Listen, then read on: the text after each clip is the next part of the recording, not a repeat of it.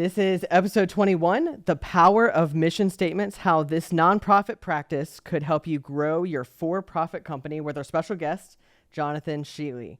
Jonathan is a small business consultant and a personal productivity coach, leveraging 10 years of strategic leadership and team building. He empowers leaders like you to navigate business challenges and maximize their potential. Jonathan, welcome to the podcast. Hey, thanks, Adam. Yeah, we're glad to have you here. Now, full disclosure for those of you that are out there listening to us. So Jonathan and I actually know each other from college, though interestingly enough, we were not necessarily in the same circles or friend groups at the time, but happened to connect about a year and a half ago at a leadership conference. And it turns out we had a lot of things in common. And a lot of the same interest when it comes to business and coaching and consulting. And so it's been great getting to reconnect over the last year. Now, prior to becoming a business coach, Jonathan was the co-host of a podcast. So it was one of his roles at the university that he worked for in the communications department. And the first question that he always asked when he was on the podcast was, what's your mission statement? So I figured since we're going to be talking about that today, it only seemed fair, right, Jonathan, for you to kind of bring this up yourself. So Jonathan, what is your mission statement? Well, Adam, I'm so glad you asked. It's an important question, and there's a difference between someone's business mission and someone's personal mission. Oftentimes when I talk to people that are entrepreneurs and business owners, they conflate the two, and I'm not necessarily judging them for that, but I think there's some power behind having two separate mission statements, not the least of which is if you're going to be an entrepreneur and you only have one mission statement for everything, it really hinders having more than one business. If you're only searching towards that one mission. But my personal mission statement has evolved over the years, as a good mission statement does for an individual. And this is the latest version of it. It's been this way for probably about a year. And there's some components to it that you can probably pick up that are a little formulaic, but I actually think that there's the power behind that. So my mission statement is that I'm a visionary, innovator, and leader. I exist to promote excellence, combat passivity and stagnation. I do this by seeing the best possible way forward, speaking the truth directly upon reflection, and creating effective solution for my clients and friends. A few things that you'll notice: my family's not anywhere in that, neither is my Lord and Savior, but that's because that's a part of who I am, not necessarily something that I need to put into my mission statement. So if you know me, you know that those things are a part of my fiber of being, but a mission statement puts you onto an action plan, and that's why you can tell those components are there. No, that's awesome. And you're right. You can see the components that you've put in there, and I can see how that can be practical when you're looking at different situations. I know we're going to get into this in a little bit, so I don't want to take your thunder. But I can see how that can be helpful in making decisions and looking at opportunities that you have and weighing what's the right option for you in that moment, because you've already thought about what matters to you and how that informs the things that you do on a daily basis and what you're striving towards in terms of what you're wanting to accomplish. That's awesome. Well, and if you notice, there's three separate sections to that. There are some roles that I play that I want to identify. There are some actions that I do. And then there are some practical, just descriptors of who I am and some character traits. And they all work together to make a good mission statement. Oftentimes, I think people have mission statements that are very ethereal and lofty. And it's not that I don't love that, but I'm kind of a basic person. And even though I love strategy and discussions like that, I have to make it very personal and very practical, or else it's just not going to work for me. So I like having roles, I like having values, and I like having actions involved in a mission statement. That's good, and that's helpful. That it's definitely helpful to me as well. So as we're talking about mission statements and some of the lessons that you've learned in the nonprofit space that you're now applying as you're helping business owners be able to grow their companies and achieve the things that they're wanting to. Oftentimes I think about it in this case. I often hear about ways in which business coaches kind of step into the nonprofit world and provide that kind of expertise, use the same skills that they used in the for-profit space to benefit the nonprofit organizations, whether it's, maximizing the resources or operationalizing the organization, things like that. But in this case, we're actually talking about the flip side, using some of the things that you've learned in your past experiences, now applying it in the business community to help business owners get clarity on what matters to them, on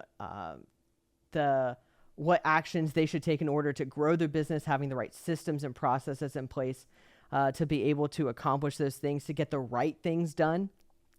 And so what are some of the key things that you see, especially in regards to mission statements, that allows business owners to really take that next step and to accomplish things with purpose and intentionality? I think that mission statements in the for-profit space versus the nonprofit space ought to be identical in their formula. And I think some of the ways that I would guide people into building a mission statement, it, oftentimes the lessons that I've learned from being in the nonprofit have to do with not being for profit enough. But I think that our friends that are in the for profit space are not missional enough. And so there are three things that I think describe a good mission statement. And I think if you can really grasp some of these, they're not just a part of like the leadership structure. They're not just about the identifying of who your business is. If you can get these three things down, it trickles down into marketing. It trickles down into operations. It makes your sales conversations a lot easier. It makes decision making better. There's a lot of things here that I think you can trickle down. So the first of all, a good mission statement tells a story, and you and I are followers of the same kinds of people in the marketing space, and so you know the value of a good story. But frankly, that's the world that we live in. People need to connect to the humanity of your business. And so a good mission statement doesn't just say some neutral things that any business could say. It needs to be personal, and it needs to have a starting point, some conflict, and some rise and fall, and some really good um, closure at the end. So I would describe the formula for a mission statement for a business is a lot different than a formula for a mission statement for a person. So, like I said, in my personal mission statement, there's some roles, there's some characteristics, and then there's some actions. But in a mission for a business, I think there's two kinds of mission statements. There are those mission statements that we put on the walls for our customers to see, and then there's the mission statement that we have internally that we talk about within the team. And that's the one that I really try to get people to understand that they need. And that formula is simply X plus Y plus Z equals your mission statement. And so it looks, instead of being roles, characteristics, and actions, it's actually X is I will do this action. I will do these three or I will accomplish these three economic goals. Okay, so I'm going to include these things that we're going to accomplish. Then I'm going to tell you how I'm going to do that through what time frame. So X is what I'm going to do and when, and that or X is when, and then in Z it's going to be a because statement. And the because statement is where the story is being told. So let's just use this example. Mission statement example is I will do these three innovation sessions. I will build my list to 3,000, and I will retain X amount of clients, like 10, 15 clients. That's X. Y is by a time frame by this time next year, and Z because small businesses improve their communities if they are done well. So it's I'm going to accomplish these things by this time and for this purpose. So what it does is it connects the story of what every employee is working on every single day. It gives you a time frame to accomplish it by, not like this nebulous 99 years in the future that generations and generations down the road. Not that I don't like the idea of ending world hunger, but it'd be way better to say, let's just work on this state by this year, or let's work on this country or this region. So you have to actually make some economic parameters and then say when you're going to accomplish it by. And then you got to do that because the because statement, the why, as our friend Simon Sinek says, if you don't have a why, you don't have any energy, you don't have any purpose behind what you're doing. And that's what tells the story. So if you can connect for your employees, the most important thing, if you can connect for your employees the why behind what you're doing in the story, that mission statement all of a sudden it connects. It's not something stale. It's something that drives activity every single day.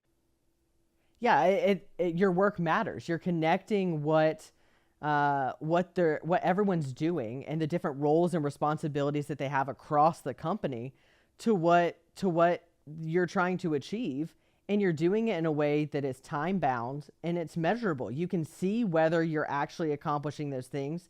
You can make the adjustments if you need to, right? If things aren't quite working out the way they need to, but it's giving you a direction and intentionality of where to go as a team.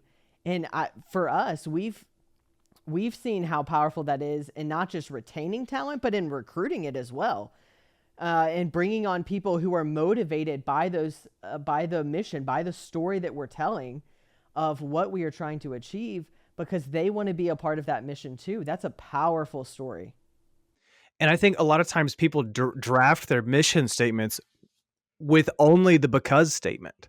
And they think that if they have a really good like connection to society, connection to good in the future, that that's going to help them. But they actually need, I can't believe I'm saying this to the for-profit people, you actually have to have some economic goals. Like you actually have to know what you're going to accomplish. And this is something that should be redone every 3 to 4 years. And this is the big difference. Your because statement may never change. But if you don't accomplish some major hairy goals in the economic sense, then it's hard to know whether or not your business is running effectively or not. And that story that you're telling, exactly what you said, is it's allowing your employees that freedom to know that what they're doing is making a difference. And a lot of times people might have this conversation in their head, well, what's the good of what we're doing anyway? Like, why is it important for me to do this business? And some businesses don't have a problem with it. Let's say if you're in a service sector, you're a plumber, you're an electrician, maybe you're a carpenter, those kinds of people, they have a pretty direct connection to how their work benefits. But what if you're just maybe if you're a cog in the wheel kind of business, if you don't have that because statement built into your mission, it can be really hard to come into work every single day. But I'll tell you what, as well as I do, that there are services being rendered by what you might think as something mundane because you're good at it, but someone else would be freaked out to have to do it. I can guarantee you, I don't want to do accounting. That's the least likely job for me to do. So that is a service being rendered. It may not be flashy and really attractive to some people, but I tell you what, I love my accountant people because that means I don't have to worry about it. And that because statement might Absolutely. might tell you, I come to work to crunch the numbers because Jonathan doesn't know how to. Jonathan is a bad, detail oriented person, or whatever it is. Those because statements can really be powerful in the drudgery of everyday work. So I know we've talked about the fact that, and we were just discussing the idea that the mission statement tells a story, and that is powerful in a whole host of different ways.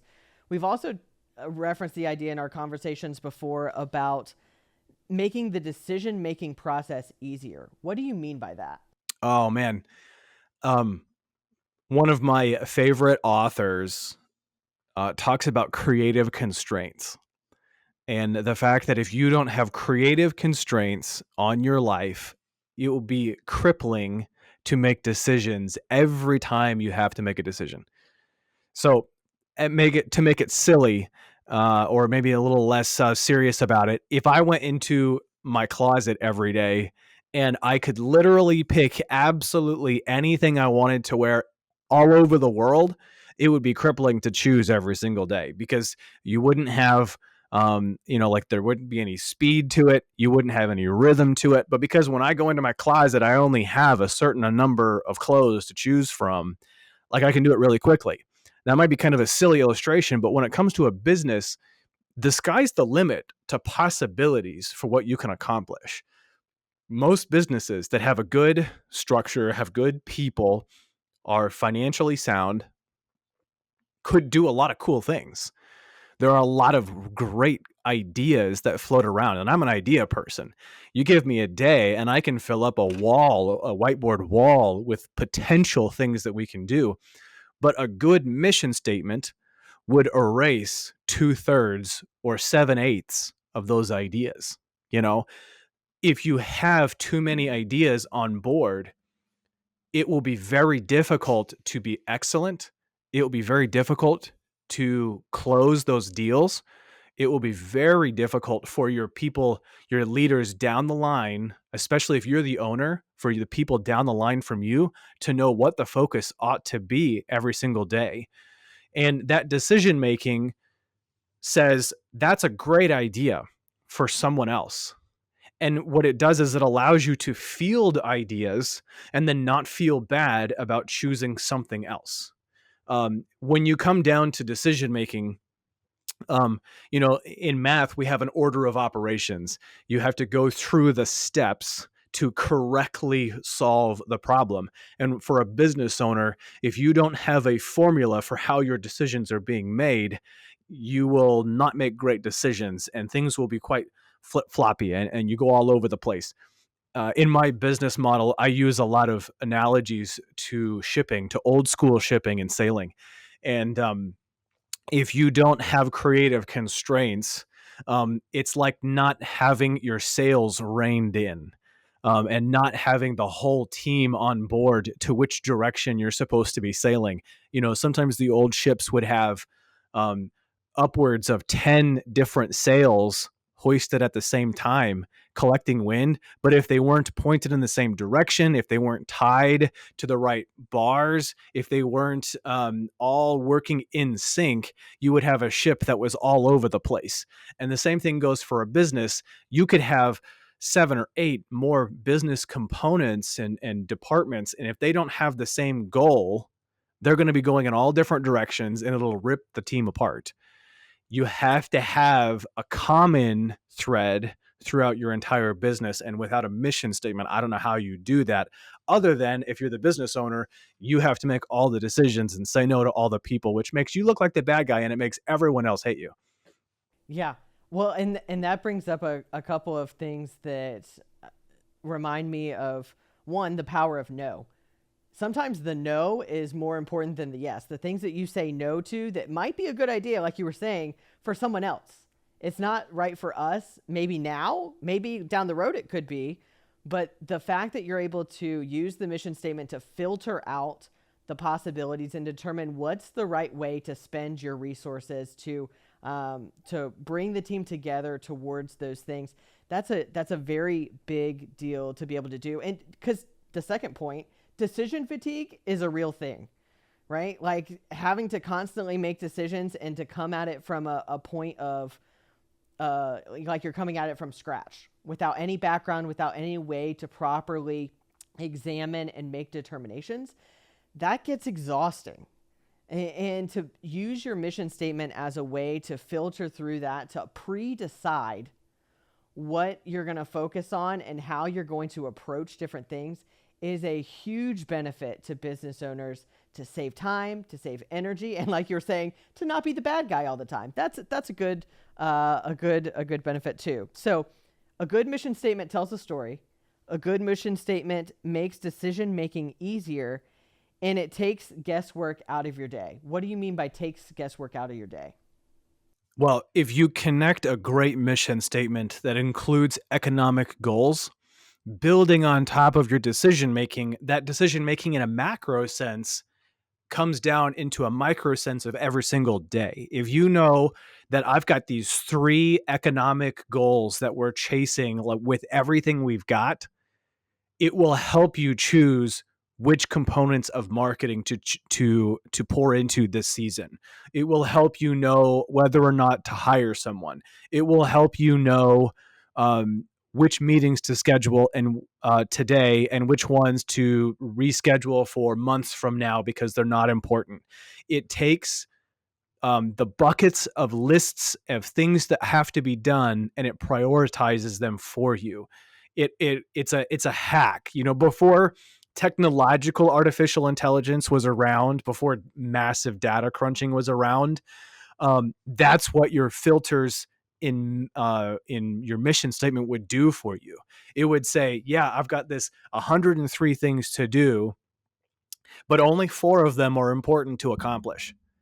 And if I get any of the rest of them done, wonderful. That's icing on top of the cake, but it gives you the freedom to know that your lists are going to be long, but you're still accomplishing things if you get the 4 most important things done that are connected to your quarterly, your annual, and ultimately your mission statement economic goals.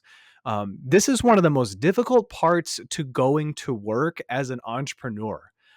Is there's no one over your shoulder saying, this is the priority, this is the thing you have to do. I did almost 10 years in higher education, and I always knew what the priority was.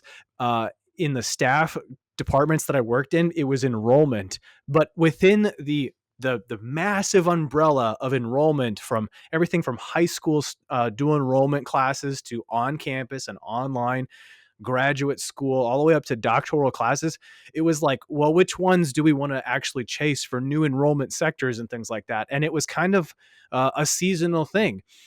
For mission statements to be really effective, it would always say, for this section of the year, for this couple of years at a time, this is the thing, we're pouring everything we have into it. And some of those economic goals may be seeding the clouds for a long time from now, sowing some really good opportunities down the road, but you have to accomplish the economic goals in the mission statement today to be effective, to set yourself up for success. I think the idea that a mission statement remains nebulous and neutral for a long amount of time is actually the most confusing thing to employees who are not in the top 10% in leadership at the institution. No matter how large your company is, there's going to be atrophy the further away from the top you are in understanding what's important. But a good mission statement can prevent some of that atrophy and understanding if you identify very clearly what everyone on the team is working on for this season, for this described amount of time. Well, it reminds me of the statement, productivity is not about getting things done, it's about getting the right things done. And Absolutely. there's a lot of things that business owners could do on a daily basis, but oftentimes we defer to the things that aren't important, maybe the things that are time sensitive or whatever, but they're really not the key objectives that are helping us meet that mission statement and move us towards that goal. And we get sidetracked by the less important and miss out on the opportunity to really invest and make sure that we've poured correctly into those right things. And like you're saying, the mission statement helps guide us in that daily work, not just at the macro level, but in our daily things that we're trying to accomplish. And it helps us understand those things. That's a powerful thing for us to consider and to really change the way we operate so that we can achieve the things that we're wanting to achieve. And as a business owner, there are a lot of priorities. And this does not say that you can't have big aspirations and visions for things that need to happen in the long term, or even the idea of generational wealth. These are things that are always things that you are chasing. It's like it's trying to reach the horizon. You can never quite get to the success in that thing. It doesn't mean that you can't have those kinds of visions, but you can't determine what to do every single day and how to make decisions and how to identify your customers and your employees if you're giving them the vision.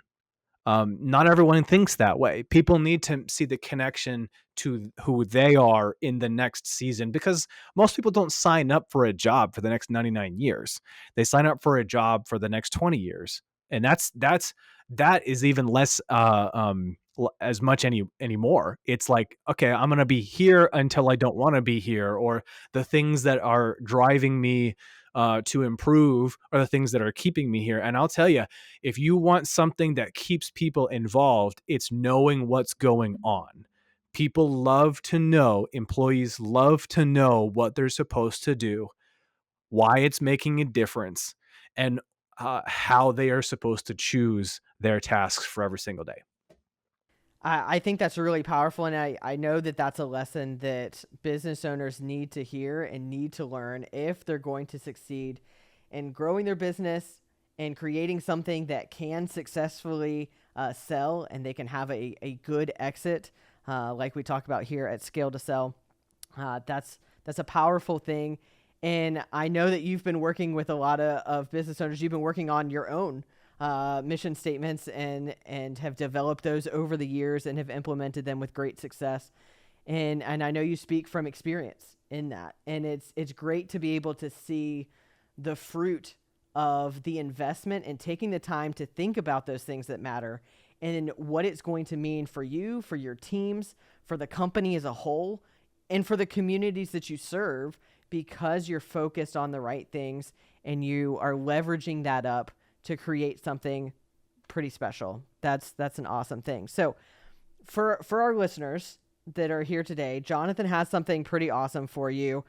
He has given us access to an easy assessment for you and your business to figure out, you answer some questions and get a customized report based on those results. So Jonathan, can you tell us a little bit about the assessment that you're sharing with our listeners today? Yeah, one of my favorite things to do in business that is, clearly know that a bunch of people hate to do is assessment and strategy.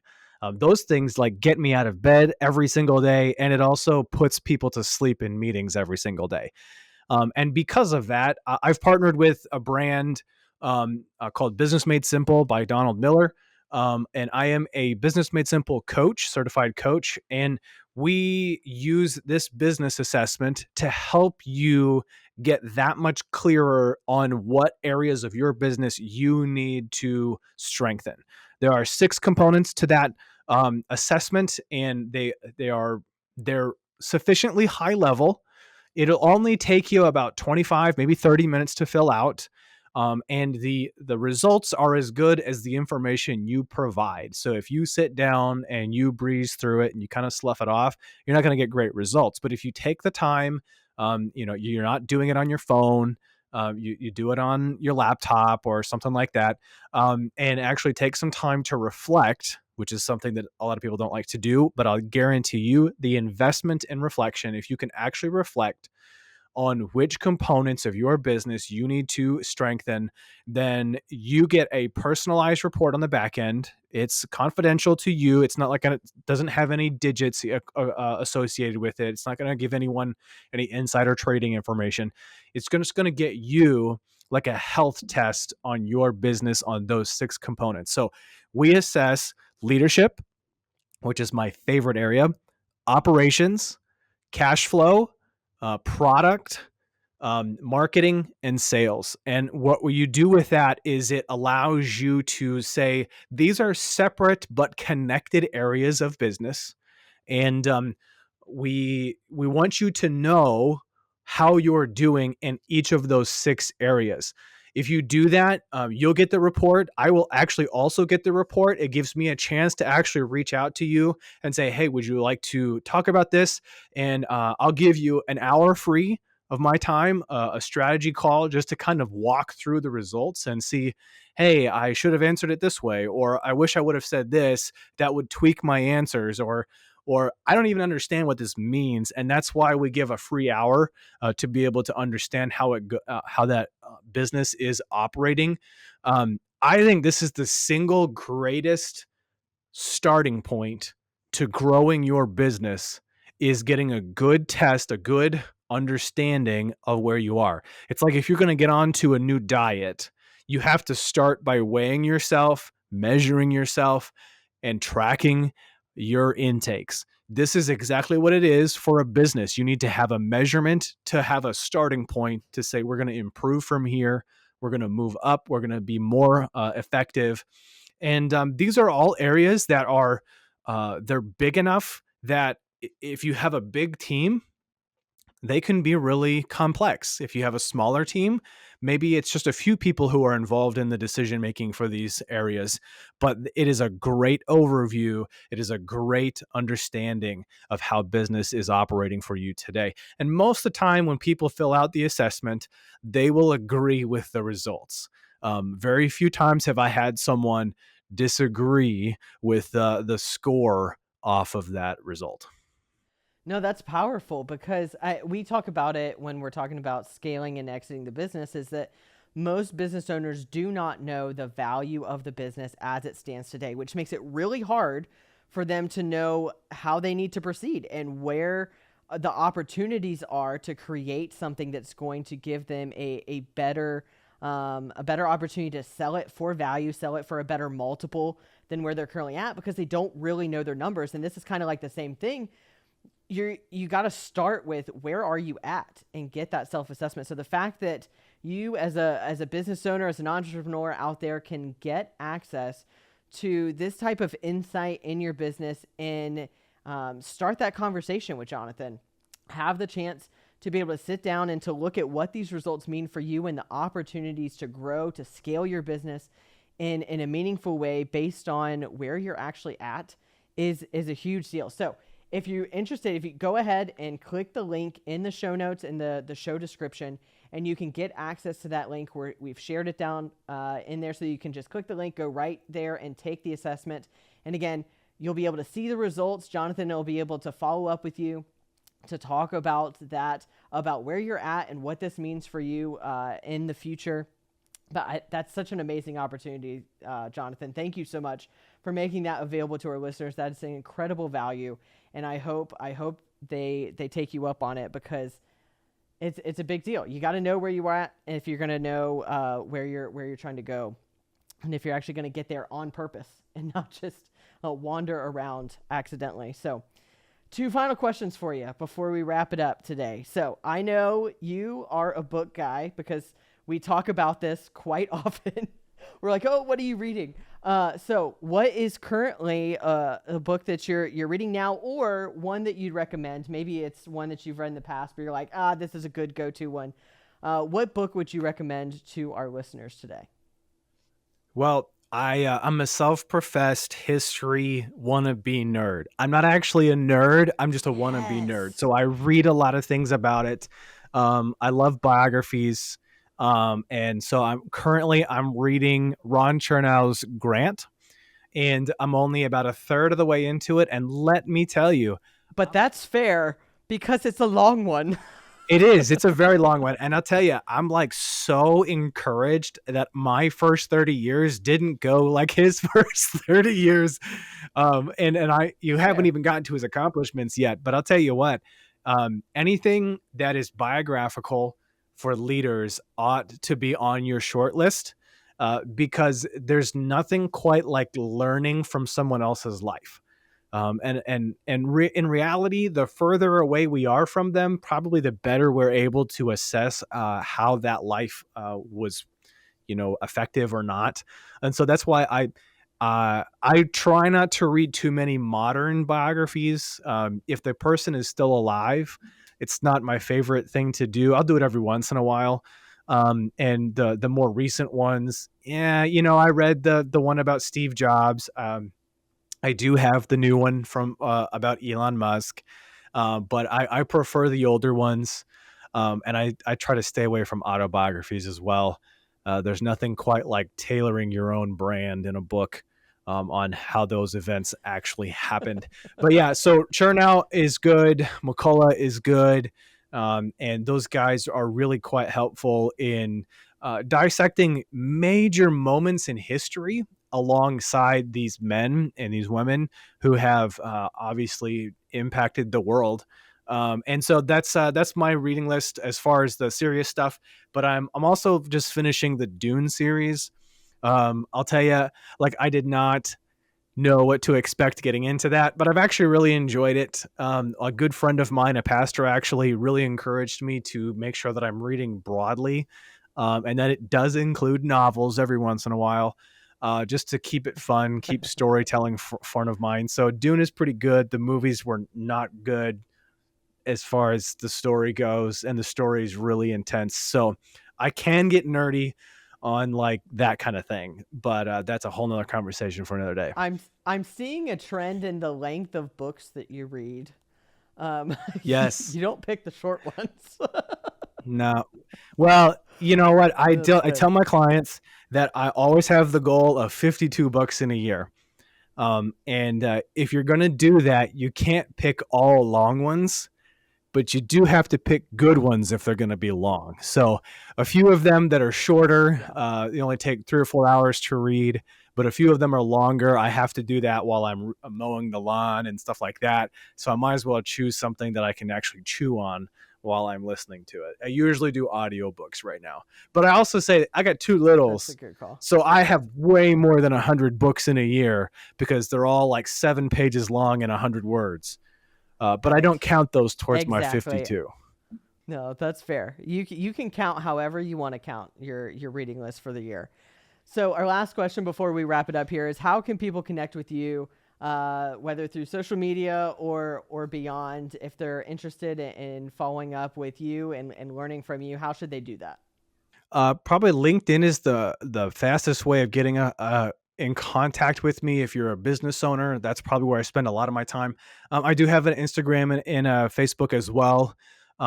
That's mostly the same content that's going to be on LinkedIn. But if you want to go to my website, it's sheelyexecutiveconsulting.co. You can get an overview of the kind of services that we offer. But if you want to direct message me on LinkedIn, that's the fastest way to start a conversation about growth. Awesome. We'll be sure to link both the website and your LinkedIn in the show notes below so that everyone can connect with you there, as well as taking that free assessment that Jonathan offered you that we talked about earlier in the episode. Well, Jonathan, thank you so much for joining us today.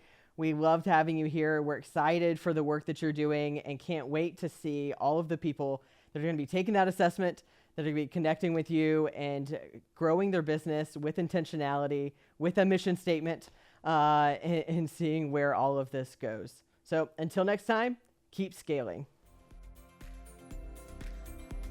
Thank you for listening to Scale to Sell with Adam Burton and Steve Burton. Click the follow button to be notified when new episodes become available. Visit our website at www.scaletosell.com or give us a call at 757-313-4080. And don't forget to click the follow button to be notified when new episodes become available. The information covered and posted represents the views and opinions of the guest and does not necessarily represent the views or opinions of Scale to Sell. The content has been made available for informational and educational purposes only. The content is not intended to be a substitute for professional investing, tax, legal, or other advice.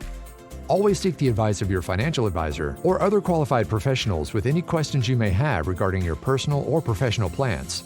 Prior results do not guarantee a similar outcome.